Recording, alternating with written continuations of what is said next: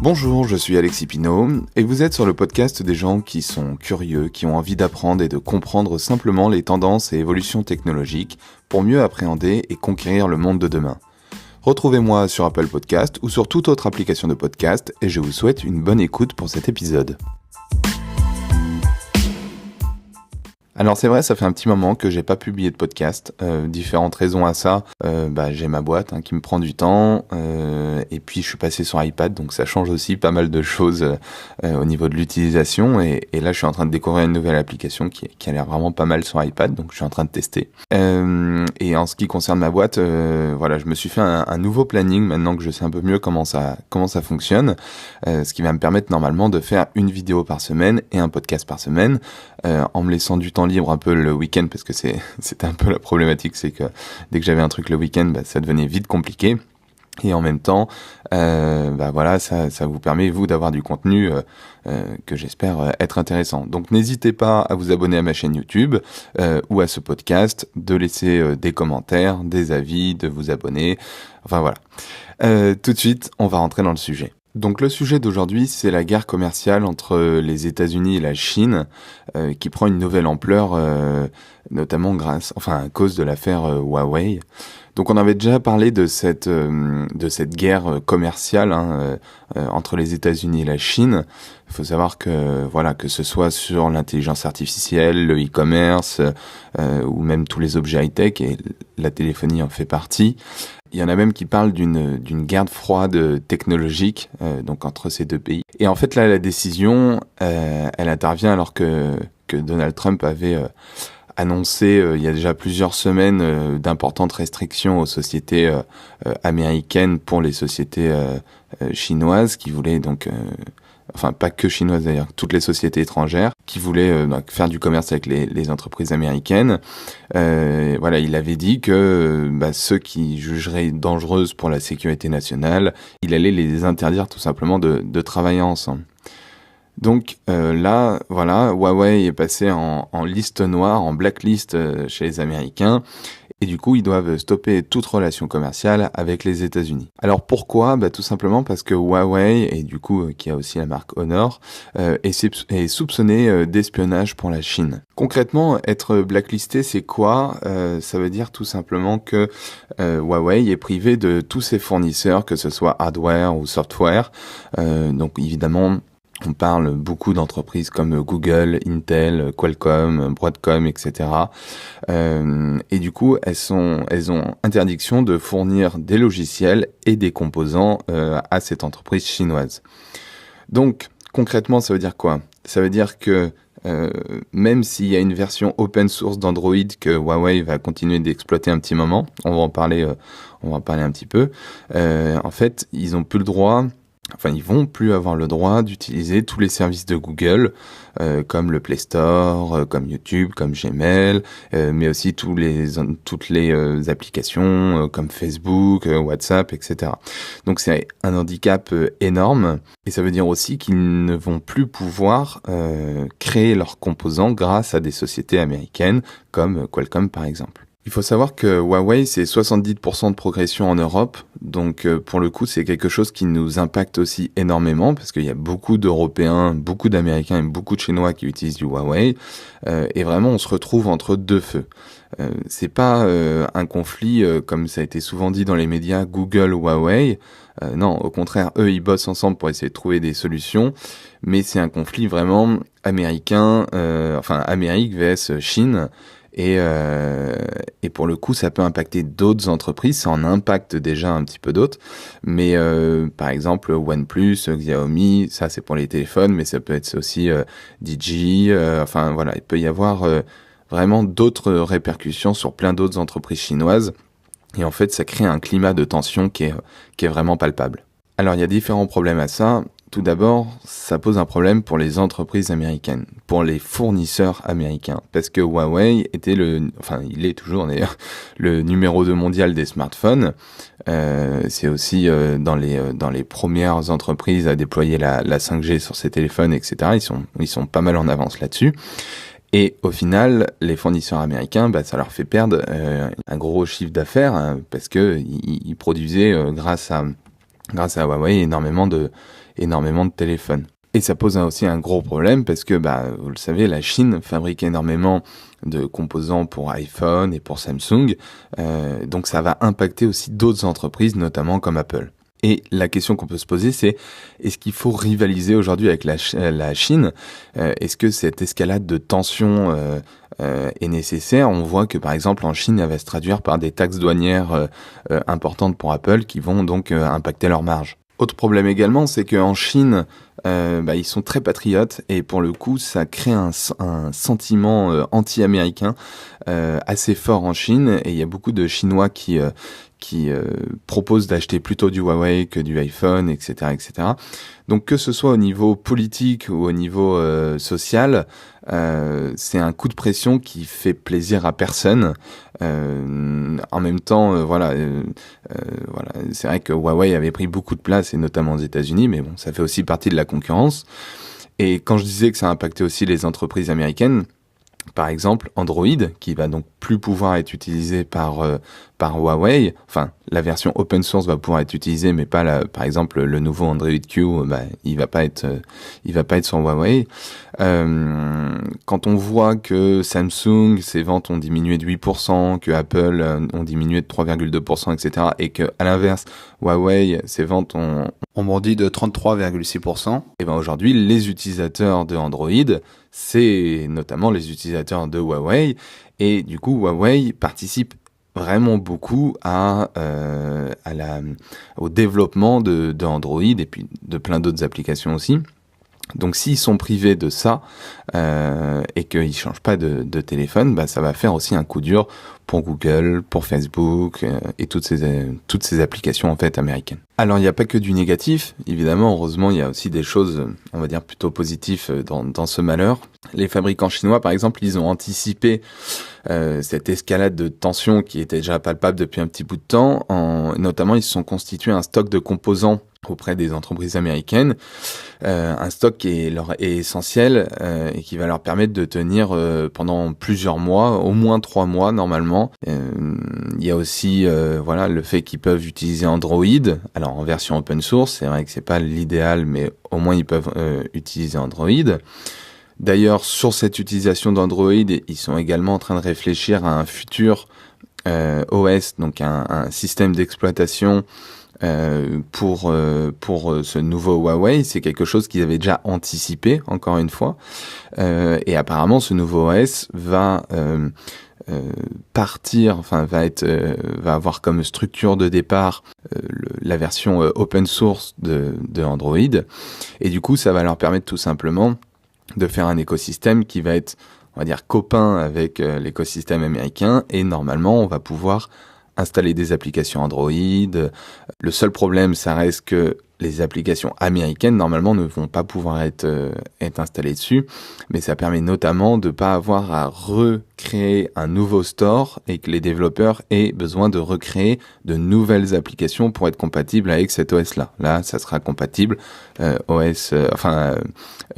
Play Store, ça sera compatible avec ce nouvel OS Huawei. J'en ai parlé tout à l'heure, mais il y a aussi Android Q qui va être la nouvelle mise à jour de Android qui ne sera pas du coup disponible sur Huawei. Alors à savoir que quand même sur Android, tout ce qui va être failles de sécurité, etc., ça sera mis à jour, mais il va pas y avoir les nouvelles versions d'Android.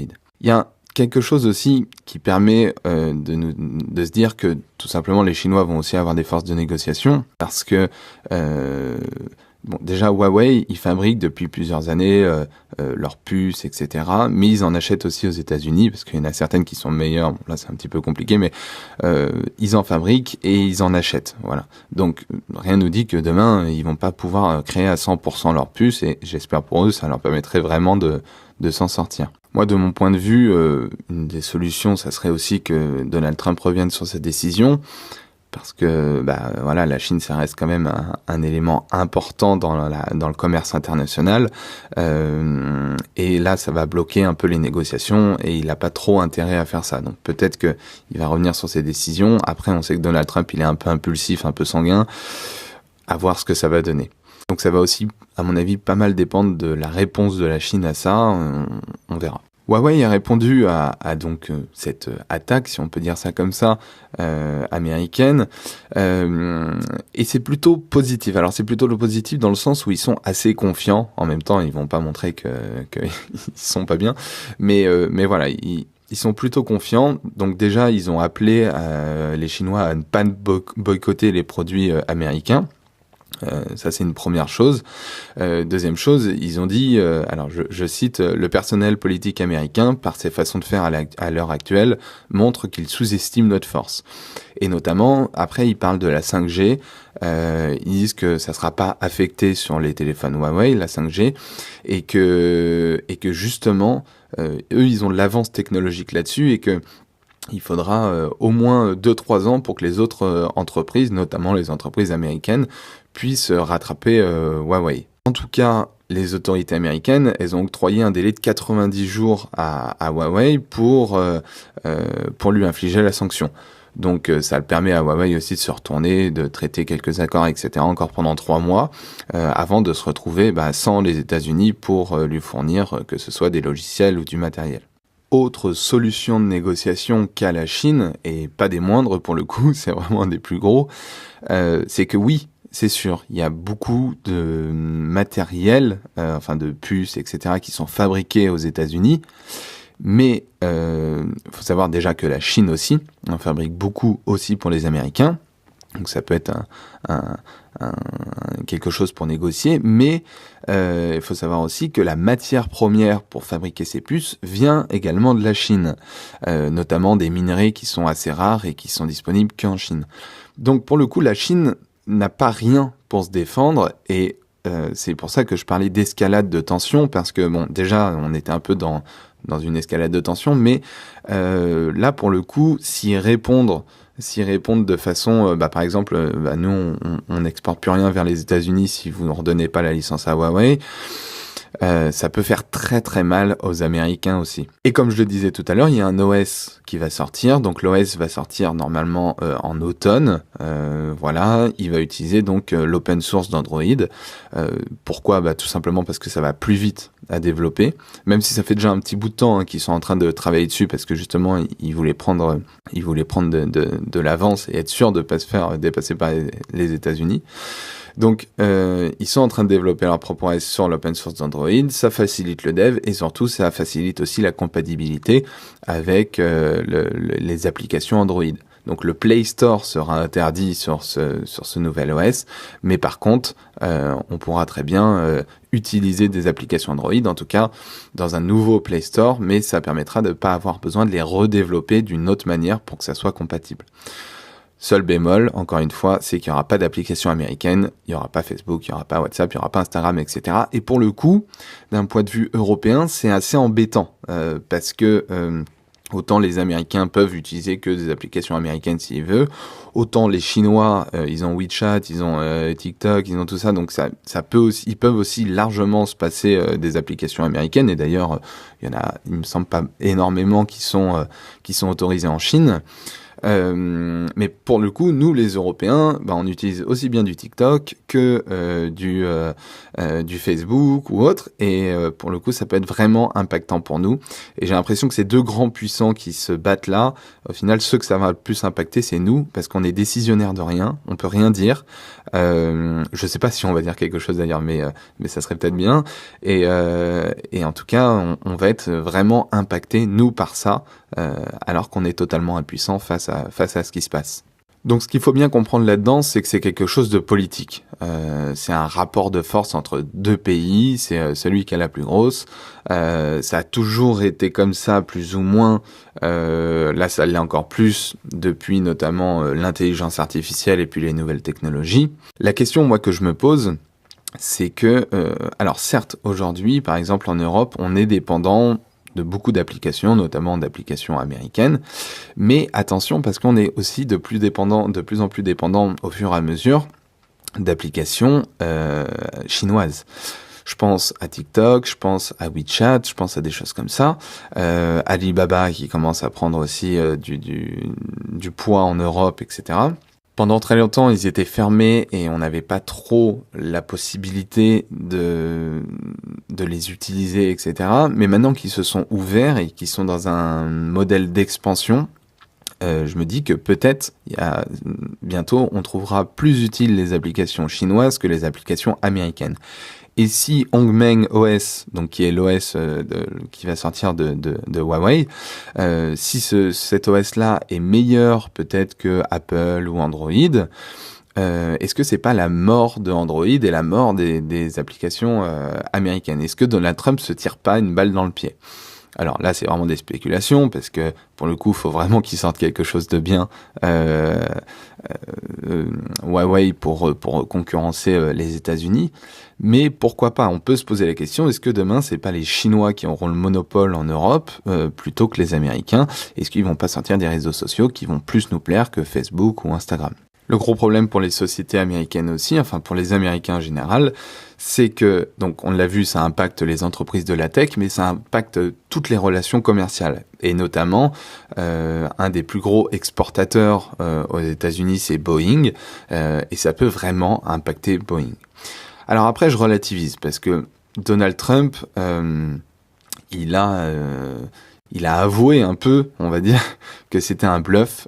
Il a dit que c'était possible qu'un accord commercial se fasse. En fait, il a peur que Huawei, à cause de son passé, notamment militaire, etc., que ça soit craignos pour la sécurité nationale, tout simplement américaine. Il a dit exactement l'autre jour, Huawei est quelque chose de très dangereux, vous regarderez ce qu'ils ont fait d'un point de vue sécurité, d'un point de vue militaire, c'est très dangereux. Et après, il a dit, alors c'est possible que Huawei soit inclus dans une sorte de deal commercial pour qu'on puisse continuer les accords commerciaux avec eux. Et il dit, j'imagine que Huawei pourrait être inclus dans une partie de la négociation. Alors, moi, ma question, c'est comment on peut dire qu'une entreprise est ultra dangereuse et en même temps dire que éventuellement on peut proposer des accords commerciaux? Alors, mon point de vue personnel, tout simplement, c'est que je pense que c'était un coup de pression, un coup de bluff de la part de Donald Trump, que en effet, ça va être appliqué, mais je pense aussi qu'à un moment, il va vouloir revenir sur sa décision parce qu'il va se voir l'impact que ça fait. Le problème de revenir sur cette décision, c'est que les Chinois, pour le coup, ils vont comprendre qu'ils peuvent plus compter sur certains de leurs prestataires américains, et que du coup, ils vont devoir être de plus en plus autonomes et de plus en plus indépendants. Qu'ils ont fait pendant des années en Chine, pour le coup, c'est eux qui exportaient, et puis ils importaient pas grand-chose, ils faisaient vraiment tout eux-mêmes. Et s'ils reviennent à quelque chose comme ça, le problème, c'est que nous, on va dépendre d'eux, mais que eux dépendront pas de nous. Et ça, c'est un gros problème, parce que plus on est indépendant et plus on est fort. Et du coup, je pense qu'en faisant ça, Donald Trump ne s'est pas rendu compte qu'il se tirait un peu une balle dans le pied et qu'au final, il va avoir le revers du bâton. De toute façon, alors personnellement, je pense, moi en tout cas d'un point de vue professionnel, que plus on est dépendant des autres et plus on est impacté par leurs décisions et par leurs choix, etc. Et plus on gère ses affaires soi-même, plus on est capable de créer ses composants soi-même, etc. Plus on est libre de décider, de choisir ses prestataires, etc. Et si demain la Chine veut couper les relations commerciales avec les États-Unis, et parce qu'ils sont capables de créer eux-mêmes tous leurs produits, etc. et que c'est eux qui proposent du coup des produits bien mieux que les Américains, parce que les Américains n'ont pas les ressources nécessaires, enfin toutes les ressources nécessaires en interne, pour le coup ça peut être vraiment important et vraiment difficile pour les Américains de se relever de ça. Donc je ne pense pas qu'il va y avoir une escalade de tensions comme ça jusqu'à une guerre, si on peut dire. Mais en tout cas, je pense que c'est un coup de bluff qui va se prendre le revers du bâton et que ça va revenir à la normale. Voilà. Donc voilà, c'était mon point de vue à propos de ça. Je sais que c'était un podcast un petit peu plus court que d'habitude. Alors, si ça vous plaît, dites-le moi. Si vous préfériez les podcasts un peu plus longs, dites-le moi également. Comme ça me permettra de m'adapter.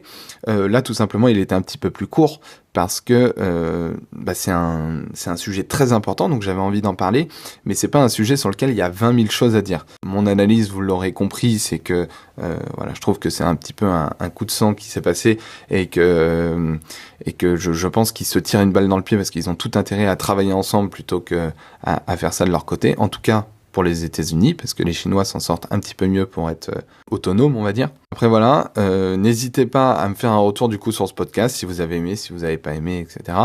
Et n'hésitez pas également à mettre une bonne note ou un commentaire à ce podcast si vous avez aimé.